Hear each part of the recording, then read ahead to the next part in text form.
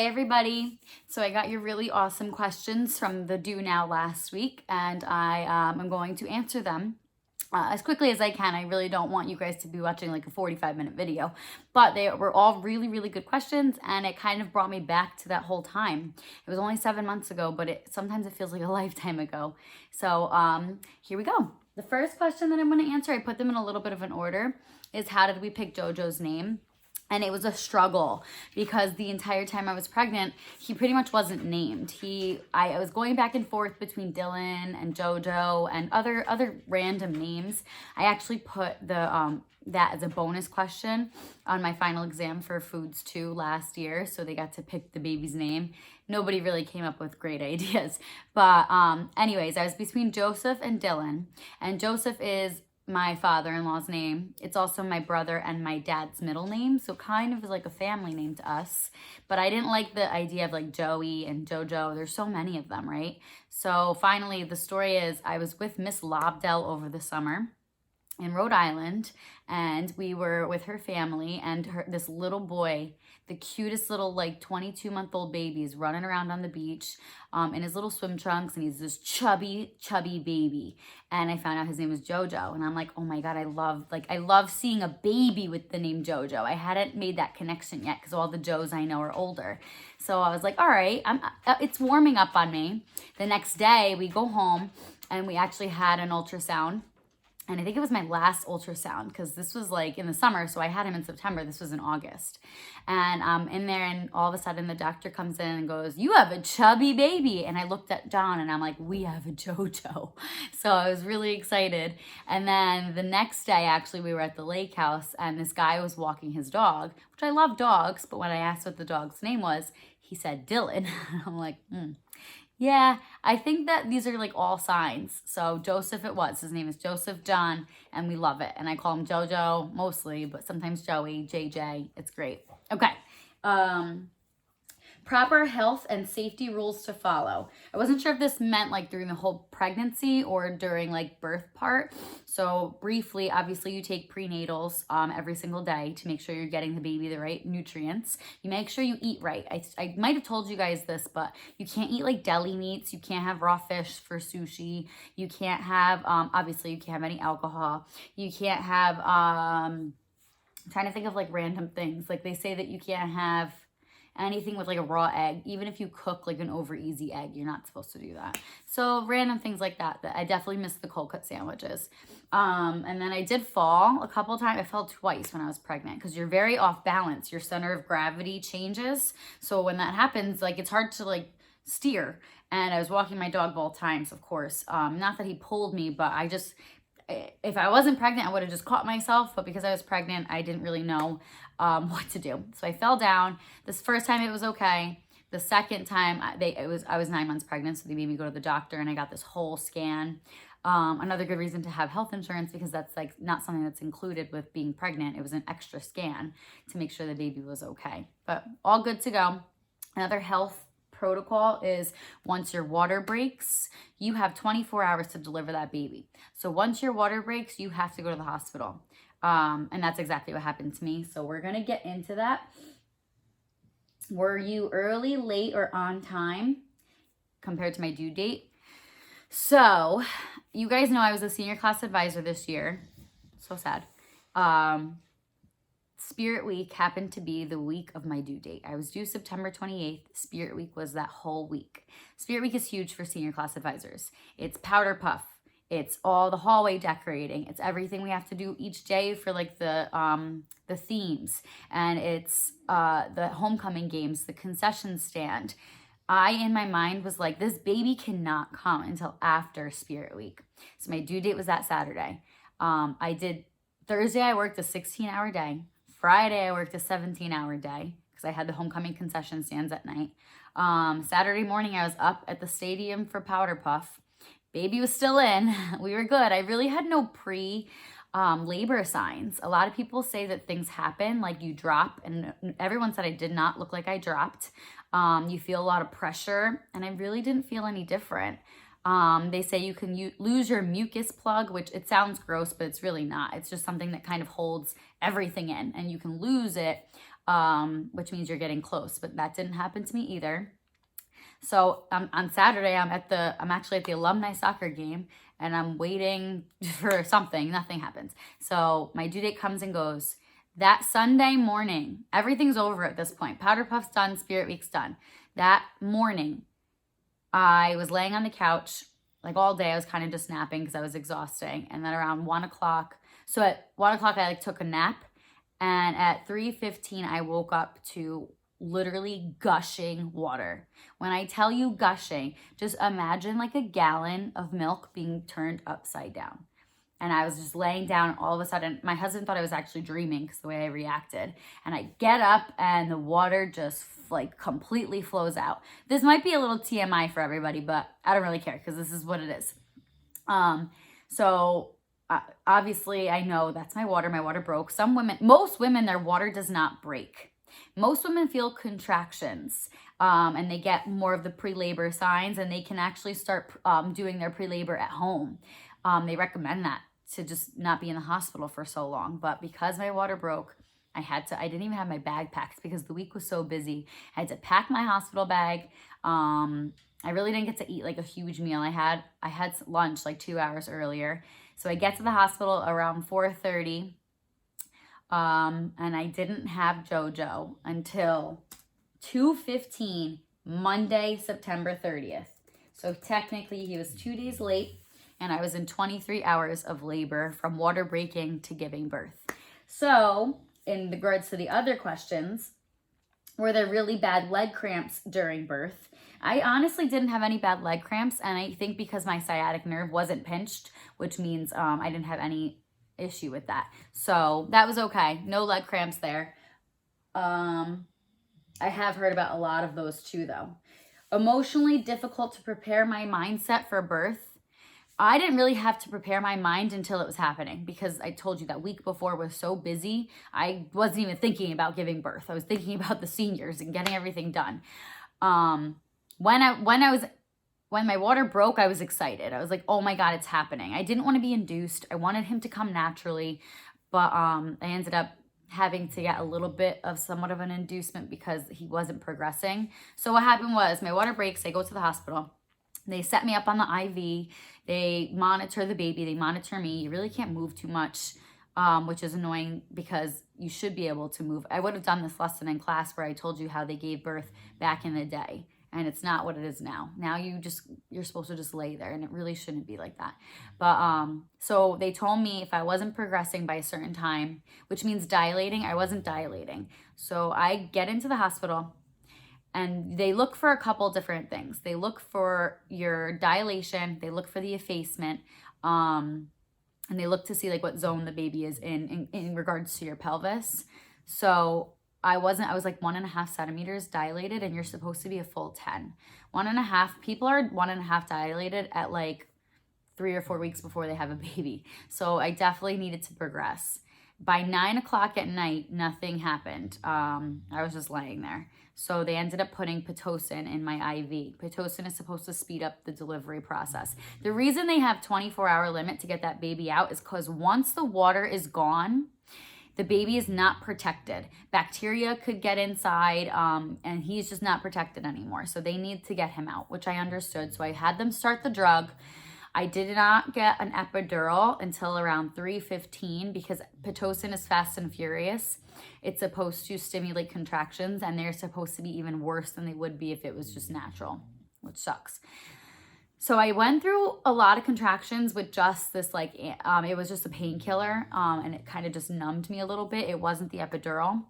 But once 3:15 in the morning came, I was in so much pain. And I can't even explain to you, like, how a contraction feels. If you can picture, like, the worst stomach cramp ever just taking control of you. And you have to just grip onto, like, the side of the bed. You can't do anything to make the pain go away. So the epidural takes a really long time because the guy has to come in, he has to sterilize your back, he has to set it up. It's a needle that goes into your spinal cord, so you have to make sure that everything has to be perfect. Something happened, and he started, so I was sterile, and then he left. Somebody who he worked on in another room needed something else, so he left, and I'm sitting there having contractions, and you can't move. You're not allowed to move. So I'm like this. My nurse was amazing. She let me hold on to her and just hold her and like squeeze her as I was going through these contractions. And he finally comes back in like 20 minutes later and goes, but you can't move at all. You have to just like be stiff. And it is like, it's a painful pinch, but I have to tell you right now, I don't even remember it. I remember it being like a little painful, but nothing that I wouldn't do again. So after that point, I was completely numb. I felt nothing. I couldn't feel my legs. I couldn't feel the contractions. I had no idea I was having contractions. And then by 12 o'clock, they said I was dilated enough to push. So they put my feet up. John actually participates. The husband or the partner will participate and hold one of the feet back for you. And this is another thing that I think set me up for failure. Every time I laid on my back when I was pregnant, I felt like I was going to throw up. And that's not something I wanted to do. I wanted to be elevated. I either wanted to be standing or squatting, or just at least like elevated a little on the table. And I was flat on my back. So I started pushing. The way that they have you do it is so stupid. They have you, as the contraction is coming, they have you push as hard as you can, take a breath, push again, and then take a breath and push again. Obviously, the first push is the hardest push when it should be the last push, because as that baby's traveling down the birth canal and you stop pushing, he sucks back in. So the first push, he's traveling down and then sucks back in. Then the second push, he's going further and then sucks back in. And the third push, you're supposed to really, but you should be pushing the hardest on your third. So I think that's what I'm going to have to try and do different for the second one. Anyway, it was awful. I hated it. It's not that it was like super painful. It was almost like my body was going into shock. I was shaking uncontrollably. I was pushing for like 45 minutes and nothing was happening. They saw the head right away, but I couldn't get his head past. Again, TMI, I'm sorry. But right away, my first push, they saw his head and they were like, this is going to be quick. And I was pushing for 45 minutes and he was not getting anywhere. So what happens is I start throwing up now. I'm like exhausted. You have to understand that if your water breaks and you go into the hospital, you don't eat. I had no food in me from 12 o'clock that day before. 24 full hours, I had no food. I only had some apple juice and ice, but really just the apple juice. So you have to do the most amount of work your body has ever done in its entire life with no food, no energy, which is another reason. I wasn't even throwing up it was just bile. And it's another reason I don't necessarily agree with what the hospital does. The reason you're not supposed to eat is because God forbid something happens and they have to prep you for a C-section. So obviously I did not have a C-section. This is all natural. But if God forbid something happened and they were like, oh my God, his shoulder's stuck or the cord's twisted and they had to rush me in for a C-section, I'm not supposed to have food in my stomach. But it's still, I don't think it's like best practices. It's not like evidence-based. And I actually learned that from my doula. So next time I'm sneaking food. Anyway, so I'm pushing. He's not coming out. I'm throwing up. I'm crying. I'm defeated. I'm like, this is the worst thing ever. In my mind, I just wanted to get him out. And every second he wasn't out, I thought that he was like going to die. So I literally just looked at John and I was like, I can't. And the doctor said, we can do one of two things. She said, one of two things. We can cut you, which is where it's an episiotomy. They make an incision so he can have more room to go through that vaginal area. Or we can use a vacuum, suction his head, and crank him out. So I said, do what you have to do to get him out. And so she cut me. And I didn't feel it because at this point, you're still kind of numb from the epidural. And he still was not coming out. She said one of two things, not both. He still was not coming out. So she had to actually use the vacuum and 2 pulls and he was out. But his head was freaking huge. It was the 90th percentile for size. There was no way I was getting him out on my own. I felt defeated. I felt like a failure because I needed help and I had to use the vacuum. And now looking back, women are superheroes. You should never feel like inferior for the way that you gave birth. So now I'm definitely happy with everything how it turned out.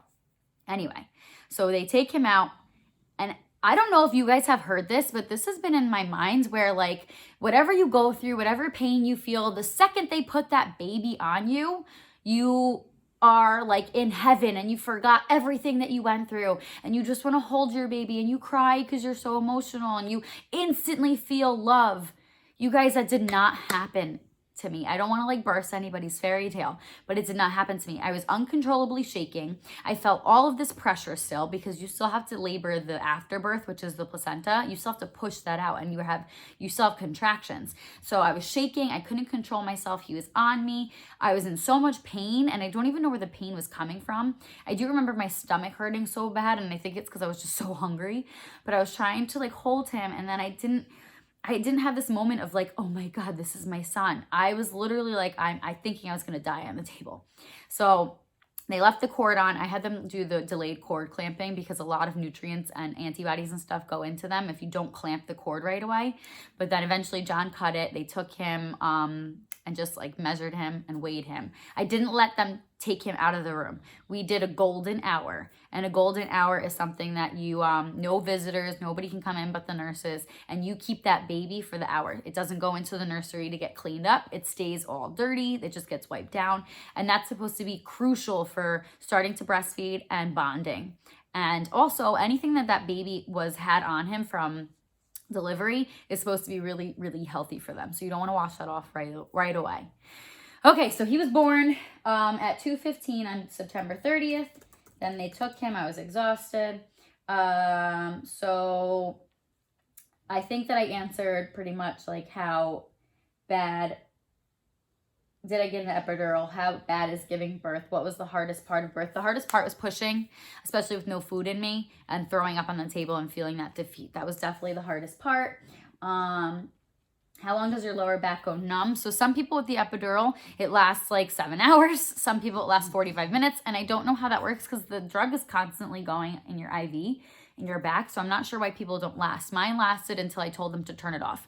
And I told them to turn it off when I needed to start pushing. Because the problem is when you start pushing, you can't feel with the epidural, so you can't feel how hard you're pushing. So I didn't like that. I wanted them to turn it off so I could feel like how hard I was actually pushing. What else? I'm trying to think about anything with the birth again. Like I said, there's a million things I would probably change now looking back, but I'm happy the way that it happened, because he's healthy, he's here.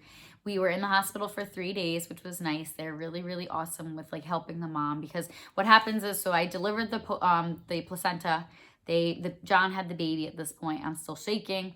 They have to stitch you up. So she's stitching me up. And then once she's done, they have to like count all the tools, because if one's missing, then they have to like check you, which is really funny, because that happened to my friend.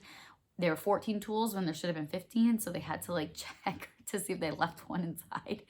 But anyway, the first thing I got was once he left after that hour to go get cleaned up and his testing, my husband brought me an Italian combo sandwich. So that was glorious.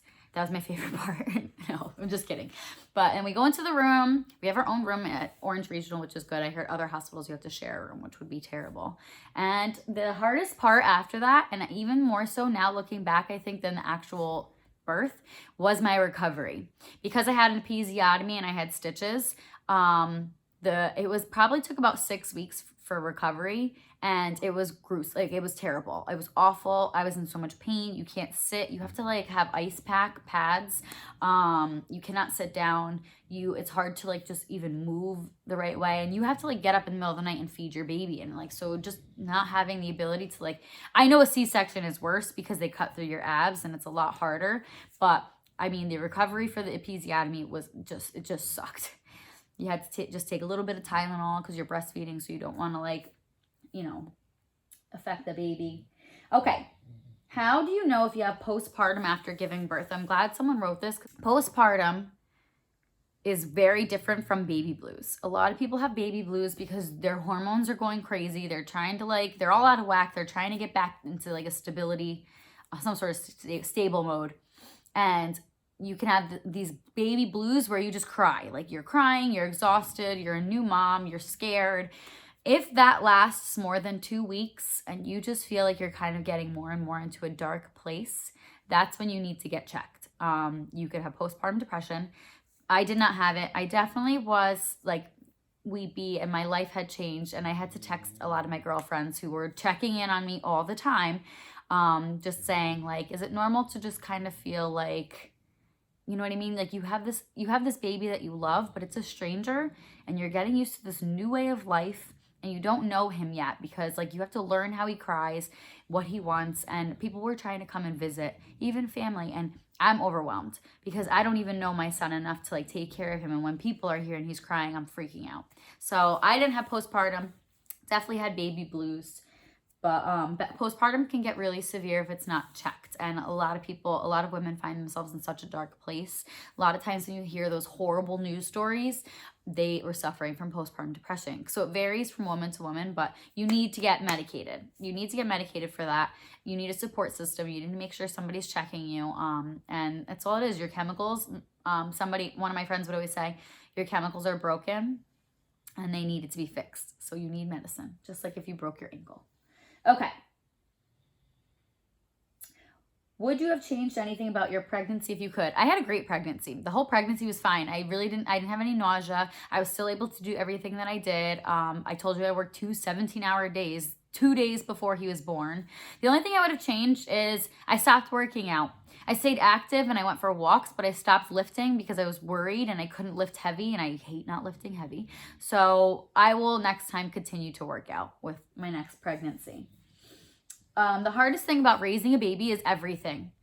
Everything. I told you that I was going to maybe review this quickly in a previous post, but in the past, I've worked 2 jobs. I've taught full time. I worked as a waitress. I went to grad school, taking 3 classes. I had so many things going on in my life that I was so busy. This is harder, 10 times harder than all of that, because it's the little human that I'm taking care of, and he needs me 24/7.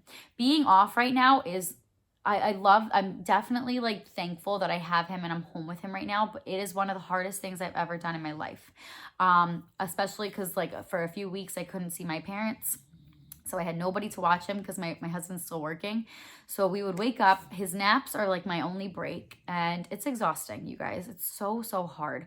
All those 8 reasons why, you have to add one. You have to add like you're just not ready to be that exhausted yet. It's very demanding. It's amazing and it's so worth it. It really is. But I give every mom in this world so much credit, and I give stay-at-home moms that much more credit. My job was like my release. My job was for me, and I could go and I could like see other people and not have to worry about like taking care of a little baby. And now that was taken away, but we're getting through. It's fine. He's doing so many new things every day, which is fun to see. I would be missing all of this because I was only seeing him when school was in session. When I was back in school, I was only seeing him like 3 or 4 hours a day. Because I would get home at like 4 or 5 and he would go to bed at 7:38. So I was missing out. And now I look back and I'm like, you know what? I have to be more thankful than anything that I have him and I have all this time. All right. What changed the most about your relationship with your husband since you've had the baby? Oh my God. So I feel bad. It definitely changes. You say it's not going to. It would be easier if my husband and I could go out and like have a date night once in a while, but we haven't been able to do that for over 2 months. So it's hard because of me. I'm the baby's caretaker. As much as the dad John definitely takes his role and he does a good job, but because I was breastfeeding and he's working right now, I'm doing night feeding still. I do a lot more because you're the mom, and it's just kind of how we work. So I'm always thinking about the next thing that JoJo's gonna need. JoJo's always on my mind. So when John's telling me a story, I'm barely paying attention, and I feel bad. I'm not giving attention to my marriage in the same way that I'm giving attention to JoJo, which is normal right now. But you have to remember what's important and why you got married, and he is a great dad. So it's hard because JoJo is just so demanding, and he's a great baby. He's not even a needy baby. I'm just I feel like sometimes I'm not good at this, but all moms feel like that. I know somebody also put, I know there's no handbook on being a mom, but how do you know you are doing a good job? You are doing a good job because the baby is happy. The baby is fed. The baby is changed. The baby sleeps when he can. The baby is alive. So that's when you know you're doing a good job. There's no, as long as your heart's in it and you love him, everything will work out the way that it's supposed to. One of the biggest pieces of advice that any mom will give another mom is to follow your instincts. And that's what you have to really do. So that's what we've been doing. And it's been working. It's been good. So definitely with my husband and we're already planning next year when we can travel a trip with just the two of us, because not only do you need those date nights, but you need to get away. You need to take care of your marriage. You can't forget why you guys fell in love. Okay. So this, I didn't mean to make this the last question, but it is. Do your nipples really change, and do they ever go back? I can't remember what my nipples were like before this. So I hear that I'm at the end of breastfeeding. I'm pretty much done. My body, once I started feeding him solids, just stopped really producing because he wasn't breastfeeding anymore. So they're smaller, but I don't know. I can't remember what they looked like. I don't have any pictures of them, so I can't remember what they looked like pre-JoJo. They change right away. So right when you're pregnant, they change. They get bigger, they get browner, they stick out a little bit more, and they don't, I can't, because it was so long ago, I can't remember what they were like before. But it's all because you're a mom and you nourished your child, and it doesn't matter because boobs are for food. They're not for pleasure. They're not for people to wear low cut shirts. No, I'm just kidding. You could do whatever you want. But I am going to be doing like a breastfeeding, bottle feeding thing soon. So we'll segue into that. Okay. So I think I answered everybody's questions. And I mean, I don't want anybody to see this as like a negative thing. It's just hard because being a mom is hard. Nobody should be discredited. It's just demanding. But I hope that you guys will listen to this a little bit. It's a story I wanted to tell you in person because it is funny, and you probably, I would assume, maybe even have more questions now that I've like gone through everything, but I'm sure I forgot to share some things too. So I hope you learned a few things. I hope some of the things made you laugh, didn't really scare you, but realize that you have to be ready for a baby because you have to mentally prepare that it is hard, but it's so worth it. And seeing him, seeing his smile, hearing his laugh is the best thing. I've never loved something more than I love my son. But all right, everybody. So I'm done rambling. I hope you all are doing well. I miss you. And if I don't see you soon, we'll figure it out. Okay? We'll get through. Time will heal. Bye.